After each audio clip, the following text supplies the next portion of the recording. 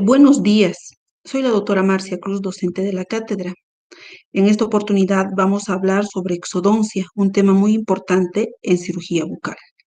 Este tema lo vamos a dividir en varias partes.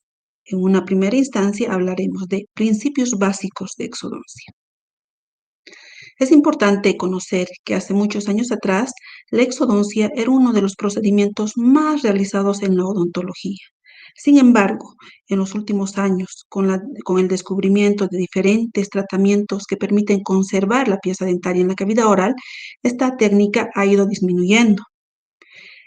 ¿Cómo definimos la exodoncia? La exodoncia se ocupa de la abulsión o retiro de la pieza dentaria, o también extracción del diente o una porción de este diente, como sería la raíz, denominado resto radicular, de donde vamos a extraer el diente, de su lecho óseo, que es el alveolo dentario, este alveolo dentario, ¿ya? ¿Mediante qué? Mediante diferentes técnicas e instrumentales que en esta oportunidad vamos a conocer. La exodoncia constituye uno de los procedimientos quirúrgicos mínimos y más elementales de cirugía bucal. ¿En qué casos se debe realizar la exodoncia? Pues como nos damos cuenta en esta diapositiva, existen varias indicaciones para realizar una exodoncia. Una, patología dentaria, la más frecuente. Por ejemplo, cuando la pieza dentaria es comprometida por una caries, la cual destruye total o parcialmente la corona de la pieza a tratar, ¿no? Además, que esa pieza tiene una afectación pulpar, ya sea a través de una necrosis o una pulpitis irreversible, en el cual no se puede realizar ningún tratamiento conservador. Otro, destrucción del tejido dentario radicular, por ejemplo, la rizálisis a nivel de la raíz o cualquier patología o lesión que se va a presentar en el tejido dentinario y además pulpar. En una segunda parte tenemos la patología periodontal. Debemos mencionar que la patología dentaria es la más frecuente, ¿ya? Para realizar exodoncia. En segundo lugar está la patología periodontal, generalmente cuando la enfermedad periodontal es avanzada y de esta manera la pieza dentaria tiene movilidad dentaria por pérdida o reabsorción ósea, ¿verdad? Entonces, en ese caso, cuando no existe una alternativa para mantener la pieza dentaria en la cavidad oral, pues realizamos la exodoncia. Motivos prostodóncicos, cuando el paciente va a ser sometido a una prótesis fija o removible. En estos casos, pues el paciente puede tener un diente extruido. Los dientes se extruyen o van más allá de la línea de oclusión cuando no tienen antagonistas. Entonces, esta pieza extruida muchas veces interfiere o dificulta la restauración de la dimensión vertical en el paciente. Y de esta manera está indicada la exodoncia. Otro, dientes muy inclinados o en mala posición, que impiden la instauración o el diseño de la prótesis. También tenemos los motivos estéticos, generalmente cuando existen dientes supernumerarios o la pieza dentaria está en una posición diferente a la habitual, en una posición ectópica. Motivos ortodóncicos. Muchas veces los ortodoncistas remiten a la clínica para que el paciente sea sometido a una exodoncia. ¿Cuándo? Por ejemplo, persistencia de dientes temporarios. Debemos analizar la edad del paciente y conocer la cronología de erupción. Antes de realizar la exodoncia de estos dientes temporarios persistentes, siempre es importante solicitar una radiografía. En la radiografía vamos a confirmar la presencia del diente permanente. Si en caso de que este diente permanente no está presente por una agenesia, posiblemente el diente temporario deba persistir en la cavidad oral. Dientes supernumerarios o que también van a impedir realizar un tratamiento de ortodoncia de manera adecuada, o dientes permanentes que si bien se encuentran en una posición adecuada, pues muchas veces el ortodoncista solicita la exodoncia de estas piezas como los premolares, por ejemplo, o también los segundos molares, ¿para qué? Para ganar espacio. Anomalías de erupción. Generalmente, pues ahí incluimos las piezas que están incluidas, ¿no? Ya sea una inclusión total o una parcial. Recordemos que estas inclusiones pueden dar lugar a otras complicaciones, más que todo inflamatorias, y el paciente va a cursar, ¿no? Con molestias leves hasta severas. Por tal razón se indica la exodoncia de estas piezas incluidas. Los motivos socioeconómicos también constituyen una indicación de las exodoncias. Si bien el paciente tiene una pieza con compromiso, sin embargo, esa pieza puede ser sometida a un tratamiento conservador para mantener en la cavidad oral, pues el paciente en algunas oportunidades no tiene la condición económica adecuada para pagar ese tratamiento conservador. Y en ese caso, pues considerando que esa pieza dentaria es un foco séptico, debemos retirarlo. Tratamientos que se realiza antes de la radioterapia, por eso pre-radioterapia. En la cabeza y cuello existen varios tumores malignos y el manejo de estos tumores malignos muchas veces es aplicando radioterapia. La radioterapia no solamente va a comprometer o va a afectar a las células malignas, sino muchas veces también a las células que no están alteradas. Es más, altera la vascularización de las estructuras óseas y de esta manera los huesos maxilares pueden sufrir una necrosis. A eso se llama osteonecrosis por radioterapia. De esta manera, pues muchas veces si el paciente que va a ser sometido a la radioterapia tiene piezas dentarias en la cavidad oral que se encuentran comprometidas, se debe realizar exodoncia, pero esa exodoncia debe ser 15 a 21 días antes de la radioterapia. Infecciones locales, más que todo infecciones a nivel de diferentes órganos, a nivel, esta entidad o esta patología es bien importante tomar en cuenta, patologías valvulares a nivel del corazón.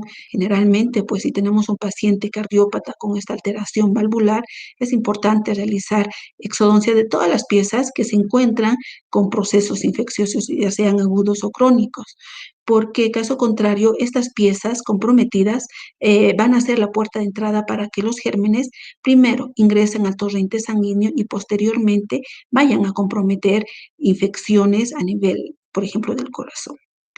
Traumatología dental. Existen muchas piezas dentarias que sufren traumatismo, dándose lugar a una subluxación, luxación, incluso a pulsión, ¿verdad?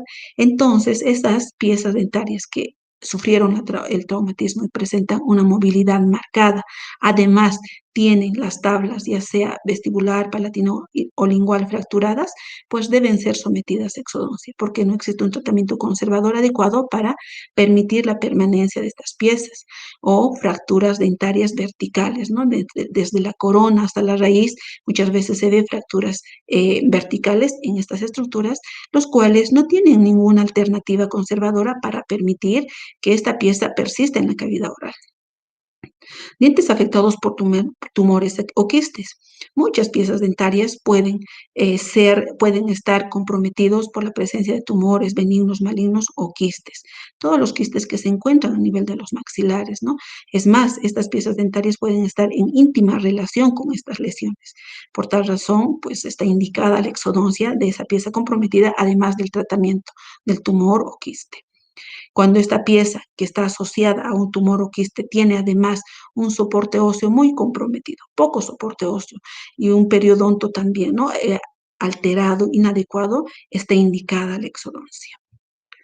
¿En qué casos no se debe realizar las exodoncias? Es importante mencionar que no existen contraindicaciones absolutas, que quiere decir que en esas situaciones, por ejemplo, nunca debemos hacer exodoncia. No, no existe eso. Sí, contraindicaciones relativas. ¿Qué significa contraindicación relativa? Que en un momento no se realiza, pero una vez mejorado el estado del paciente se puede realizar. Y de esta manera tenemos dos grupos de contraindicaciones cuando existe alteración locorregional en la zona donde vamos a intervenir o alteración sistémica. En alteraciones locorregionales, existencia de infección o proceso inflamatorio agudo vinculado con la pieza a extraer.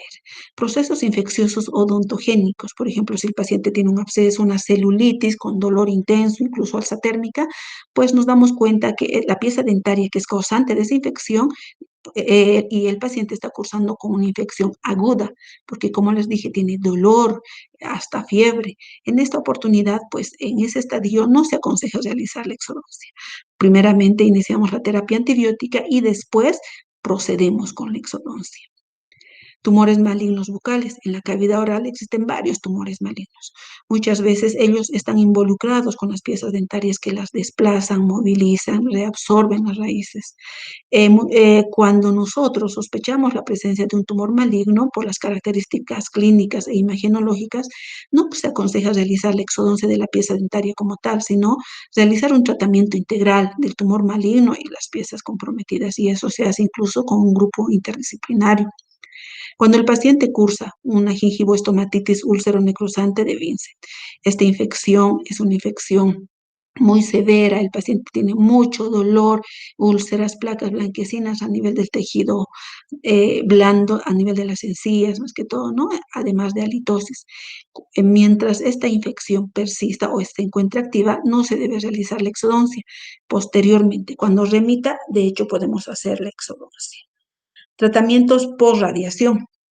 Como habíamos mencionado, la radioterapia produce necrosis de los huesos, más que todo de la mandíbula y el maxilar superior.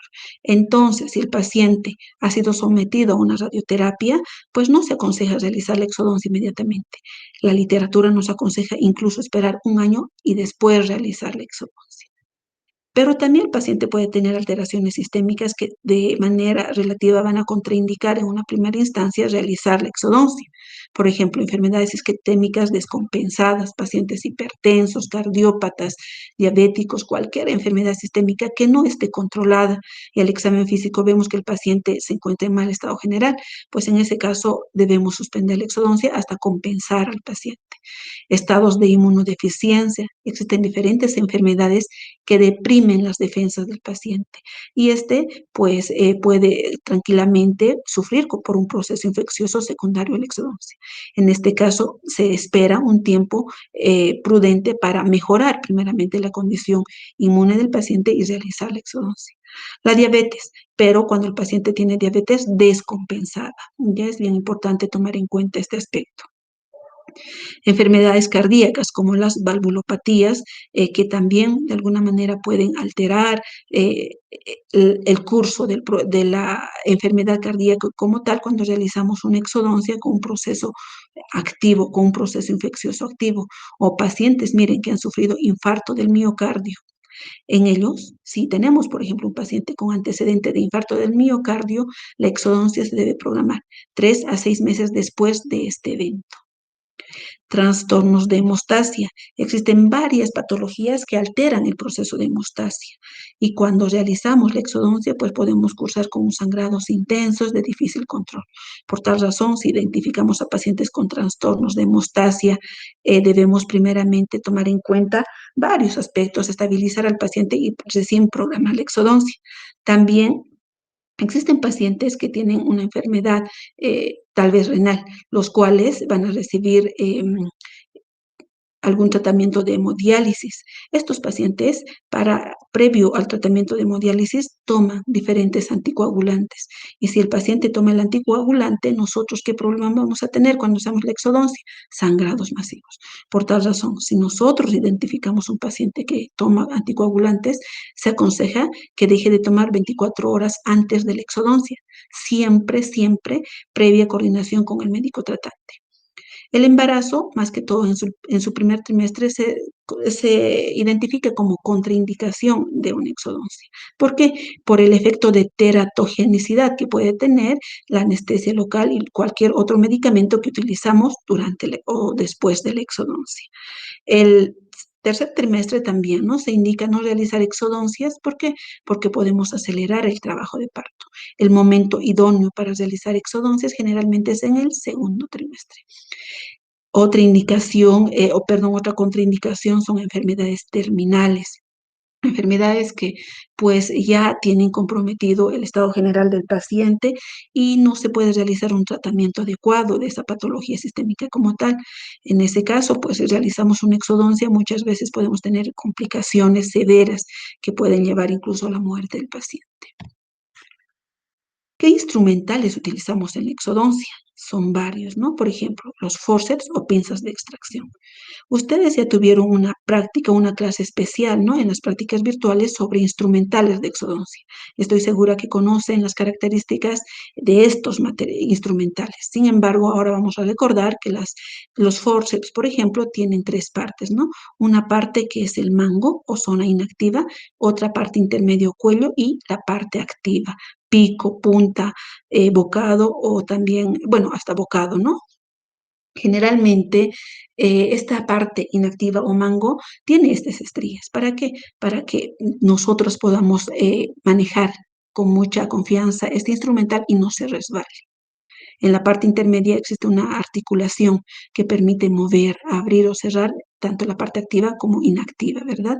Y la parte, pues, activa tiene diferentes formas, tanto para el maxilar superior y para la mandíbula. Las angulaciones, incluso de la parte activa con la parte inactiva para la mandíbula, varían en relación al maxilar superior. La manera correcta de agarrar un forceps es entre la palma de las manos y el dedo pulgar siempre debe estar, ¿no? Entre ambas partes inactivas o ambos mangos. ¿Para qué? Para controlar los movimientos que nosotros ejerzamos y también la dirección, es más, la fuerza de los movimientos y evitar lesionar otras estructuras. Siempre la parte activa debe estar a nivel de la parte cervical y si se puede un poco más, todavía más allá y seguir siempre, ¿no? El eje longitudinal del diente. Cuando realizamos una exodoncia con forceps, los tiempos quirúrgicos de la exodoncia como tal son prensión, luxación, tracción. Prensión, cuando tomamos la pieza dentaria y como les dije, se debe tomar a nivel cervical o un poco más allá. Luxación, realizamos movimientos de lateralidad, o sea, de vestibular a palatino-lingual, además de movimientos de rotación. ¿Para qué? Para poder mover la pieza dentaria y además ampliar el alveolo dentario. Y tracción, sacar la pieza, extraer la pieza dentaria. Por tal razón, el forceps, cuando se utiliza forceps en una exodoncia dentaria, utilizamos o se ejerce esta maniobra, la palanca de segundo grado, donde la potencia está representada por la mano del profesional, se encuentra en un extremo, el punto de apoyo, que es generalmente el hueso alveolar, se encuentra en el otro extremo. Y la resistencia, que es la pieza que vamos a extraer, se encuentra en el medio de los dos. Entonces, exodoncias con forceps actúan como palanca de segundo género. También utilizamos los elevadores o denominados botadores. Estos elevadores tienen esas tres partes mencionadas anteriormente, el mango, parte inactiva, el tallo y la parte activa o la punta. Esta parte activa o punta, miren, tiene una cara cóncava que está en relación o que va a estar en contacto con la pieza dentaria y al contrario, una parte convexa que va a estar en relación generalmente con el hueso alveolar. Existen diferentes tipos de elevadores, estos son los rectos, pero también algunos en S itálica, miren cómo la curvatura de la parte activa e inactiva pues forman, ¿no? Esta S itálica y se utiliza generalmente para llegar a zonas inaccesibles. O los elevadores en T, donde el mango pues está en un ángulo perpendicular o una dirección perpendicular en relación a la parte intermedia y la parte activa. Generalmente estos elevadores no ofrecen mucha fuerza para realizar la maniobra de luxación o tracción. En cambio, los elevadores en T ofrecen demasiada fuerza y nos puede dar lugar a fracturas, tanto del tejido óseo como del tejido dentario. Sabemos que los más utilizados son los elevadores rectos. ¿Cómo se toma el elevador? Pues la parte inactiva se encuentra a nivel de la palma de las manos y el dedo índice sujeta o sigue a la parte intermedia o al tallo del instrumental. ¿Para qué? Para controlar la fuerza que nosotros aplicamos en el instrumento y también controlar la dirección y evitar de esta manera lesionar otros tejidos. Los tiempos de la exodoncia cuando utilizamos elevador es diferente, como se darán cuenta. Primero tenemos aplicación. Aplicación, ¿qué significa? Poner la parte activa del elevador en una zona donde vamos a ejercer movimientos a la pieza dentaria. Luego realizamos movimientos de luxación, diferentes tipos de movimientos, más que todos semicirculares, para poder movilizar la pieza dentaria y también ampliar el alveolo dentario y extracción, retirar la pieza dentaria. Por tal razón, cuando realizamos exodoncia con elevador, pues se puede realizar la exodoncia a través de una palanca de primer género o de segundo género. Cuando utilizamos esta parte mecánica, palanca de primer género, generalmente vemos que la potencia, ya habíamos dicho, la potencia se encuentra a nivel de la mano del operador, está en un extremo. La resistencia, que es la pieza dentaria como tal, está en otro extremo. Y el punto de apoyo, que es el hueso alveolar, se encuentra en el medio. Entonces vamos a ejercer movimientos, vamos a aplicar una fuerza a este nivel para luxar la pieza dentaria. Y de esta manera la dirección por donde va a extraerse la pieza dentaria es contraria a la fuerza de aplicación. En cambio, en la palanca de segundo género, mire, la potencia, que es la mano del operador, está en un extremo. El apoyo está en el otro extremo, contrario a la palanca de primer género. El apoyo, que es el hueso alveolar, y la resistencia, la pieza dentaria, entre las dos. Cuando realizamos este tipo de maniobra, la pieza dentaria va a extraerse en dirección a la fuerza que aplicamos, o sea, paralelo a la fuerza. En cambio, este es contrario a la fuerza que aplicamos.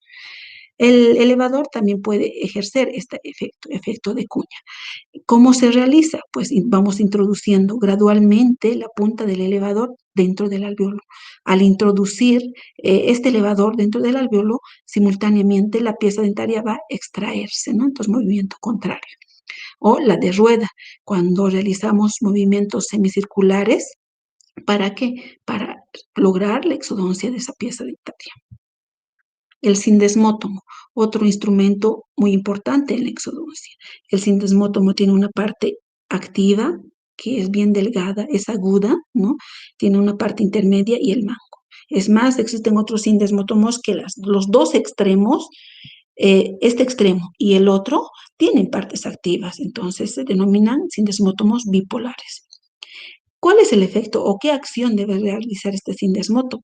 Desinsertar el diente del ligamento periodontal que se encuentra a nivel cervical, despegar la encía marginal del cuello dentario, todo a nivel cervical. Además, cortar algunas fibras transeptales que pasan de un diente a otro, pero siempre a nivel cervical. De esta manera, pues, cuando realizamos esta maniobra de sindesmotomía, además vamos a lograr otros efectos como vamos a ver más adelante. Esta sindesmotomía debe ser realizada de manera adecuada para evitar lesión de los tejidos blandos. Por tal razón, lo que podemos concluir que los tiempos operatorios de una exodoncia propiamente dicha son, bueno, la sindesmotomía, donde desinsertamos el tejido blando gingival, las fibras periodontales a nivel cervical, ¿no?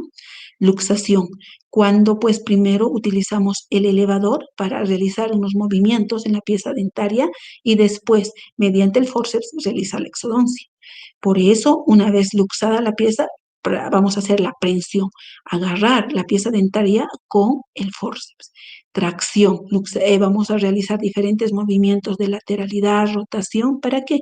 Para sacar la pieza dentaria a través de la abulsión, extraer la pieza dentaria del alveolo dentario como tal. Pero los tiempos de exodoncia varían, como nos dimos cuenta anteriormente, cuando utilizamos forceps y elevador. Recordemos que la sindesmotomía, ¿no? Tiene diferentes efectos, como hace rato habíamos mencionado. Primero, sección y desprendimiento de las inserciones gingivales a nivel cervical. Evita desgarro del tejido blando a nivel cervical. Y también permite acceso del instrumental para dar lugar a los otros tiempos del exodoncia como tal. Una vez realizada la sindesmotomía, y si nosotros ya diseñamos o planificamos que la exodoncia va a ser con forceps, pues ya procedemos con el segundo tiempo, que es la prensión, agarrar o tomar el diente con los bocados del forceps. Luego realizamos movimientos de luxación, movimientos laterales, vestíbulo-linguales palatinos o movimientos de rotación. Los movimientos de rotación, como veremos en la siguiente clase, se realizan solo en las piezas dentarias unirradiculares. Esta luxación nos va a permitir posteriormente lograr la extracción, la tracción de la pieza dentaria. Cuando utilizamos elevador, recordemos antes, ¿no? Que el elevador puede tener la acción de cuña o palanca, como se vio anteriormente. Pues siempre, primero, siempre se debe hacer la cinesiotomía con los objetivos que ya hemos mencionado. Posteriormente, aplicamos el elevador. ¿Dónde vamos a aplicar? En una de las caras de las piezas dentarias, vestibular, mesial, distal. La literatura también nos dice que podemos aplicar a nivel palatino-lingual, aunque esa zona no se debe utilizar con mucha frecuencia, ¿ya? Una vez aplicado, vamos a luxar, vamos a realizar movimientos semicirculares para movilizar la pieza dentaria y lograr la extracción, la tracción de la misma. Es importante conocer también que tanto el paciente como el profesional deben estar en una posición adecuada para realizar una técnica quirúrgica también adecuada y evitar complicaciones. Por tal razón, vamos a conocer en esta oportunidad la posición del paciente operador en función al área donde vamos a trabajar. Por ejemplo, en el maxilar superior vamos a dividir este maxilar en tres partes. La región anterior. ¿Cuál es la región anterior? De canino a canino. Y de esta manera, el paciente, ¿cómo va a estar cuando abordemos esta región anterior? El maxilar debe estar a la altura del hombro del operador, a esta altura o entre el hombro y el codo, también se acepta esa altura. Esto cuando el paciente o el operador está parado. Sin embargo, existen situaciones en las cuales el operador trabaja sentado. Si es así la posición del operador, pues miren, el maxilar debe estar a la altura del codo del operador, a este nivel, en caso de que el operador esté sentado, ¿ya? La inclinación del respaldo del sillón debe ser casi horizontal, o sea, este respaldo debe estar casi en una posición horizontal, paralela al piso. El operador, ¿dónde va a estar? El operador se va a ubicar en la derecha del paciente.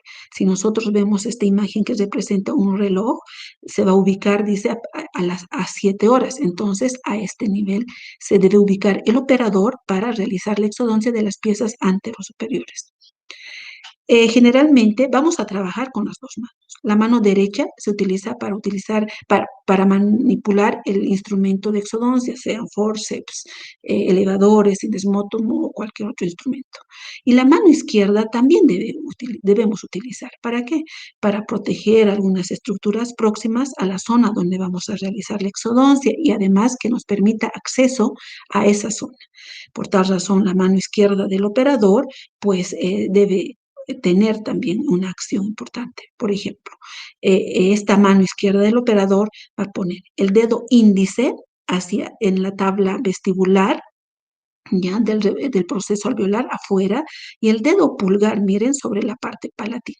Cómo sujetamos el reborde alveolar, cómo protegemos el reborde alveolar, además separamos el labio para permitir acceso a la zona. Esto, como vimos, pues nos permite acceder de manera adecuada a la región anterosuperior. Para trabajar en el maxilar superior, pero en la región posterior izquierda del paciente, o sea, a este nivel, la posición del paciente es similar a la anterior, o sea, la altura a nivel del hombro del profesional, ¿verdad? Si el paciente o si el profesional está parado, o a la altura del codo si el profesional está sentado. ¿Dónde se va a ubicar el profesional? Generalmente, miren, en el lado derecho, pero un poquito más derecho. Ahora es 8, si vemos esta imagen, a este nivel. En el anterior estaba un poco más atrás, ahora 7. En cambio, en la región posterior izquierda, un poco más derecha, ¿no? El sillón, pues, va a estar en una posición horizontal o un poquito, tal vez, ya elevado, haciendo un ángulo de 15 a 30 grados en relación al horizonte, en relación al piso. Este es el piso y esta es la inclinación del sillón. La mano izquierda, ¿qué va a hacer? Miren, el dedo índice agarra o se encuentra a nivel de la tabla vestibular y separa también el labio y el carrillo. El dedo pulgar va a estar a nivel de la región palatina. En el lado derecho difiere algunas cosas. Primero, la posición del paciente de la misma manera va a estar con el sillón casi horizontal, a la altura del hombro del paciente, del operador si está parado y si está sentado a nivel del codo, ¿no? El operador va a estar en el lado derecho, pero ahora es 9, un poco más derecha todavía. La mano izquierda pues se invierte la posición de la mano izquierda si comparamos con el lado contrario, con el lado que habíamos hablado anteriormente. Mire, en esta oportunidad el dedo índice estaba por vestibular y el dedo pulgar por palatino, ¿verdad? En cambio, aquí difiere. Mire, el dedo índice se va hacia la cara palatina de las tablas o del borde alveolar y el dedo índice, perdón, el dedo pulgar va a ir a la cara vestibular y separando de esta manera el labio y el carrillo, permitiéndonos acceso a esta zona y también protegiendo las estructuras próximas al exodoncia. En la mandíbula también vamos a dividir tres segmentos. La región anterior, que va de canino a canino, esta parte, esta región, ¿ya? El paciente, miren, dice, ¿no? La mandíbula debe estar a la altura del codo del operador, a este nivel, ¿ya? Cuando el operador está de pie. Pero si el operador quiere trabajar sentado, la mandíbula debe estar un poco por debajo del codo, o sea, más abajo, ¿ya? La inclinación del sillón a 75 hasta 90 grados en relación al horizonte. Este es el horizonte, miren la inclinación. 75 grados, o sea, un ángulo más abierto en relación al maxilar superior, ¿verdad? O sea, el paciente un poquito más elevado. O 90 grados, o sea, completamente recto, vertical esta parte, este respaldo. ¿Dónde va a estar el operador? A la derecha del paciente entre horas 9 o 10, pero también puede estar detrás del paciente a horas 12. La mano izquierda, ¿qué va a hacer? Pues va a proteger, va a separar algunas estructuras, ¿no? Va a proteger la mandíbula también. Por ejemplo, mire, el brazo de la mano izquierda rodea la cabeza del paciente, como se darán cuenta. El dedo pulgar va a estar en la cara lingual del proceso alveolar y el dedo índice se va a encontrar a nivel de la cara vestibular. De esta manera. Vean esta imagen, pero trasládenlo a la región antero-inferior. Así se maneja o se protege, se separa el labio incluso en la región antero-inferior. Pero si el paciente o el operador, por ejemplo, se encuentra a la derecha, a este nivel, podemos utilizar esta imagen, esta manera de proteger las estructuras. Como miren, el dedo índice se va al lingual y el dedo pulgar se va a vestibular inverso, como se darán cuenta. En la región inferior izquierda de la mandíbula, a este nivel, ¿cómo vamos a trabajar? Pues la posición del paciente va a ser similar a la anterior, o sea, a la altura a nivel del codo del paciente, el sillón va a tener una inclinación de 75 a 90 grados y el operador se puede ubicar en la derecha del paciente o detrás, ya sea a horas 7, 8 o detrás a horas 12. De esta manera vamos a tener dos posiciones, dos alternativas para ubicar la mano izquierda. En una, el brazo del profesional rodea la cabeza, rodea todo. ¿Cuándo? Cuando está en esta posición, en la a horas 12, ¿ya? Rodea toda la cabeza, viene de atrás hasta aquí la mano izquierda. Y el dedo pulgar de esa mano izquierda se va a encontrar en la cara vestibular del proceso alveolar, el dedo índice y medio sobre la parte basal. O sea, el dedo pulgar va a venir a este nivel vestibular y los otros dedos se van a ir al borde inferior de la mandíbula para proteger esta mandíbula. En la posición 2, también miren como el dedo medio, aquí se ve claramente, el dedo medio se va a ubicar en la tabla lingual, el dedo índice en la tabla vestibular y el dedo pulgar que resta va a proteger el borde inferior de la mandíbula. La región posterior derecha también difiere algunas cosas en la posición, más que todo de la mano izquierda. La posición del paciente va a ser idéntica, la altura es idéntica, la inclinación del respaldo de la misma manera. El operador donde se encuentra en el lado derecho del profesional o detrás a horas 12. ¿Qué va a hacer la mano izquierda? Mire, la mano izquierda, si el profesional está aquí atrás, rodea toda la cabeza del paciente para llegar a la zona donde vamos a intervenir. De esta manera, el dedo índice se localiza a nivel vestibular, dedo pulgar a nivel lingual y los otros dedos van a ir al borde inferior de la mandíbula. ¿Para qué? Para proteger la mandíbula y evitar lesión a nivel de lo que es la TEME. Como se darán cuenta, cuando cuando trabajamos en la mandíbula, siempre vamos a dar importancia a soportar o a dar un apoyo a toda la mandíbula como tal, porque recordemos que la mandíbula es el único hueso móvil, ¿no? De cabeza y de la cara. Entonces, la mano izquierda poniendo los dedos, ya sea pulgar o medio índice y el meñique en el borde inferior, le da fuerza, le da apoyo a la mandíbula y evitamos de esta manera lesión en la ATM. Bueno, ya tenemos idea de cómo el profesional y el paciente van a estar localizados. Ya sabemos los tiempos quirúrgicos de una exodoncia como tal, las indicaciones y contraindicaciones e incluso los instrumentales, ¿verdad? ¿Qué debemos hacer antes de realizar la exodoncia? Como cualquier procedimiento quirúrgico, siempre debemos evaluar al paciente a través del diseño de una historia clínica. En la historia clínica, como todos sabemos, existe una parte de anamnesia, ¿no? Donde preguntamos todos los aspectos relacionados con la patología como tal. Por ejemplo, pues desde cuándo le duele el diente, si es que hubiera odontalgia, movilidad o cualquier otra indicación de exodoncia. Debemos también preguntar antecedentes, más que todo patológicos, ¿no? De nuestro paciente para tener los cuidados necesarios. Vamos a proceder pues, después a un examen físico general, revisar al paciente de manera íntegra, ver los signos vitales, la coloración de la piel y mucosas, y un examen segmentario, ir segmento por segmento y llegar a la cavidad oral y evaluar completamente de manera integral la cavidad oral. Todo ello nos lleva a ¿qué? A tener un diagnóstico, un nombre de la enfermedad, el cual va a justificar la exodoncia como tal, el cual va a ser una indicación de exodoncia. Sin embargo, también debemos apoyarnos con exámenes complementarios, por ejemplo, exámenes radiográficos. Existen diferentes proyecciones intraorales y extraorales, ¿verdad? La más utilizada, la radiografía periapical. Siempre debemos tener presente que antes de realizar una exodoncia debemos contar con una radiografía periapical. ¿Para qué? Para evaluar diferentes aspectos. Por ejemplo, la relación con estructuras anatómicas vecinas de la pieza que vamos a extraer, seno maxilar, piso de fosas nasales, conducto dentario inferior, por ejemplo.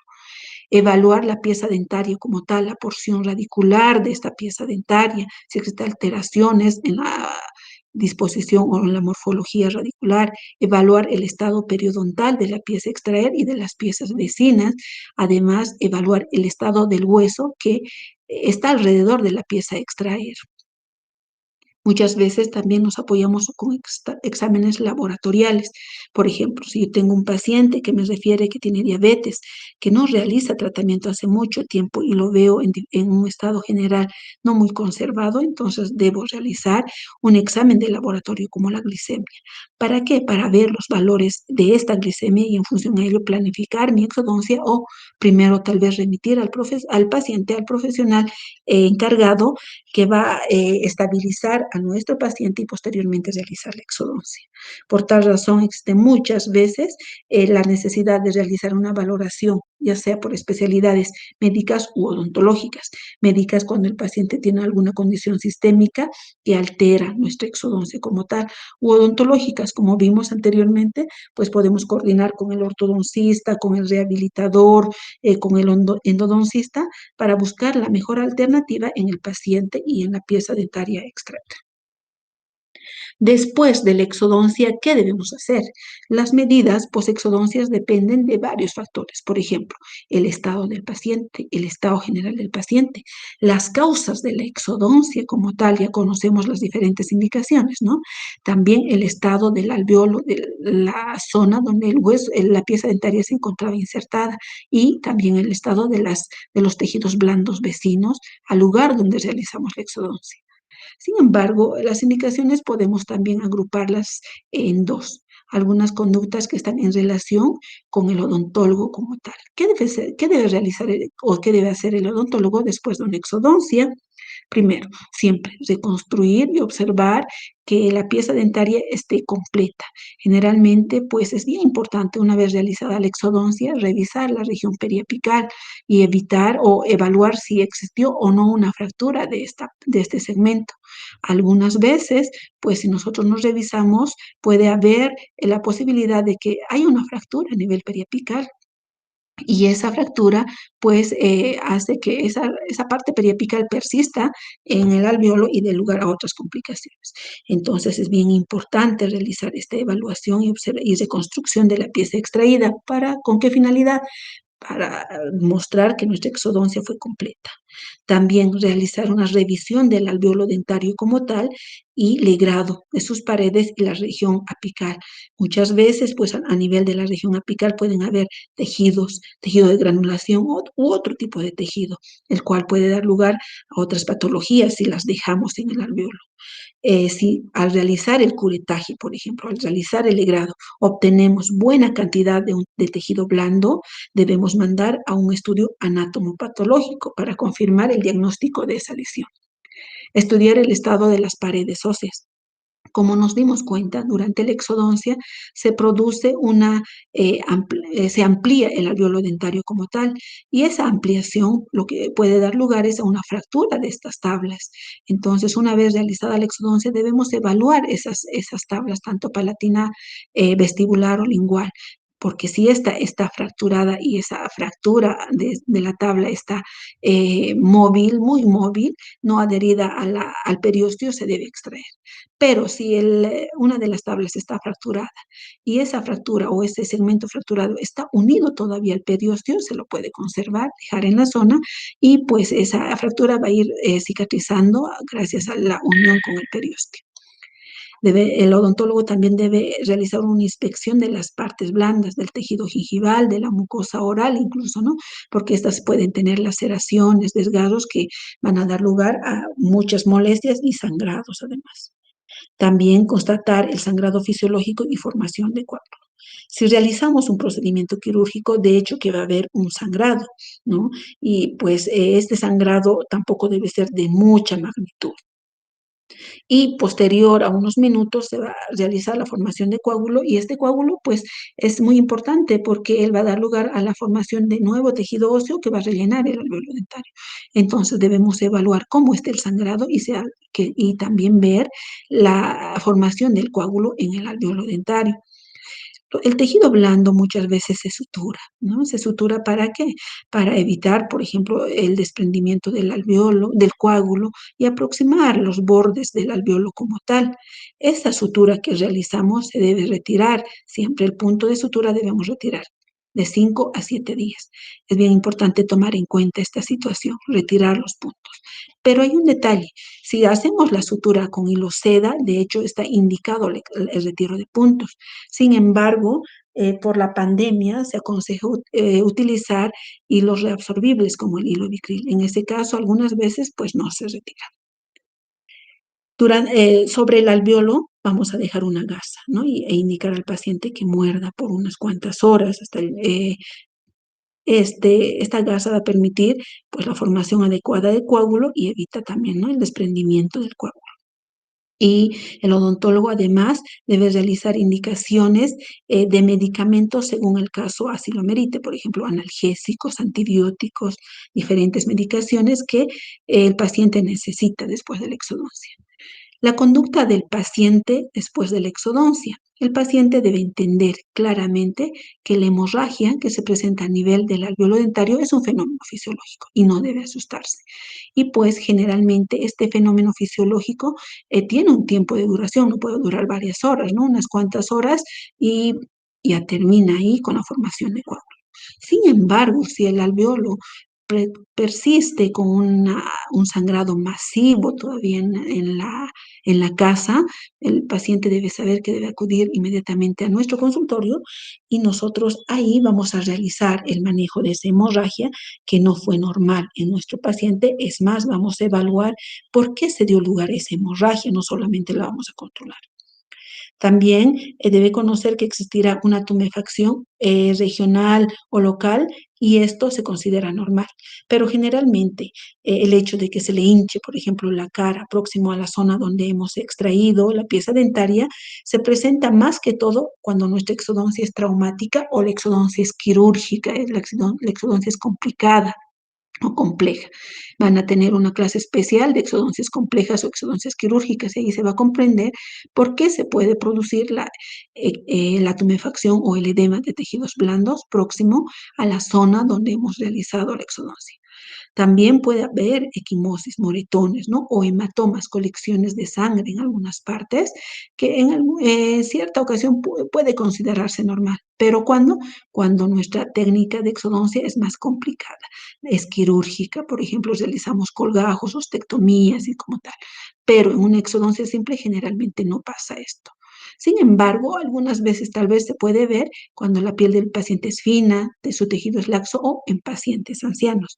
Sin embargo, si yo veo a un paciente que tiene un hematoma y este paciente es joven y mi exodoncia además fue simple, ya debo analizar que existe alteración de este paciente por otras causas, tal vez problemas hematológicos.